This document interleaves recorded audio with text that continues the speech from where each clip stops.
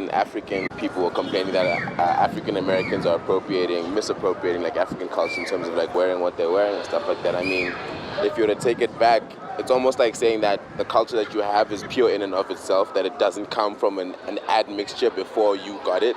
You know, so in some ways you're guilty of appropriating historically, but now you're going to go and judge other people for having done what you've already done, you know what I mean? They are Africans at the end of the day. So the fact that they're in America, they're just basically enhancing whatever we can do. They're making it seem better because they've got better everything. They're way more forward than we are in the sense of fashion.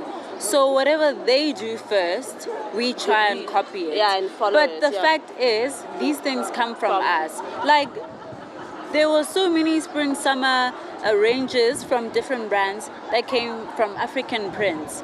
But because it's American, now you want to rock it. Yeah, because America decided to put it out there while it was still here, we just decided to rock it because it's out there now. It's been done like internationally and stuff. What they're doing is they're copying us, right? But what we're copying is Europeans. If you trace the Kosa beads, if you trace the Kente fabric, and most of this fabric that we have here is not even ours, it passed through here, but so it's not really our fabric, you see? If it's African Americans doing it, so what? They're African, right?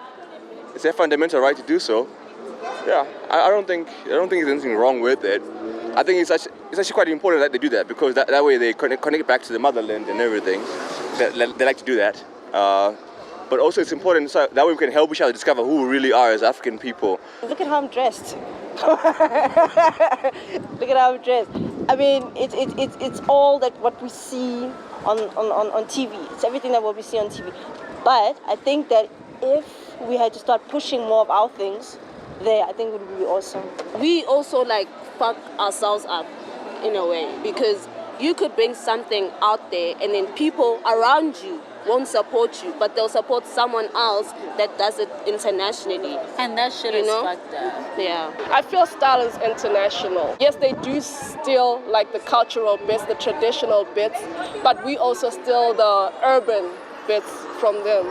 So it's like we're working hand in hand. Whatever that's nice from them, we take. Whatever is nice from us, they take. There are parts of it that are very much related to like respecting people's customs and cultures and things like that, but I think for any of us to sort of claim any like pure essence or that this belongs to me or belongs to a particular group of people is a faulty assumption. Things are gonna hybridize anyway, you know what I mean? Everything is gonna mix up with everything type of thing, and one day the world is gonna be beige.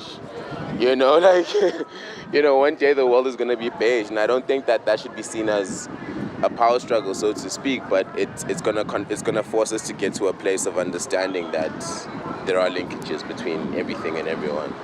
So yeah, that's what I think about appropriation. If we want to truly celebrate our cultures, we have to celebrate our languages and stuff, because language carries culture. I spend a lot of time with young, like black people across South Africa, working with them on different projects, trying to celebrate our languages and our cultures and everything. So yeah, we're not doing enough. We're nowhere near enough. We gotta change every sign here should be at least Zulu or something. I think the Kente fabric issue, that's like the least of our worries. Languages maybe.